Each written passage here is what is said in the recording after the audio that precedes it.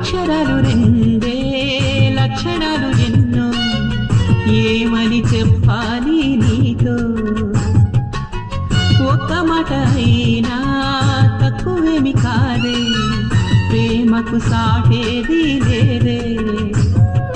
రైలు బండి కూతే సన్నాయి పాట కాగా రెండు మనసులొకటయ్యేనా కోయిలమ్మ పాటే మది మీటుతున్న వేళ కాలి మూవ గొంతు కలిపెనా అందమైన మనసులో ఇంత అలజడెందుకో ఎందుకో ఎందుకో ఎందుకో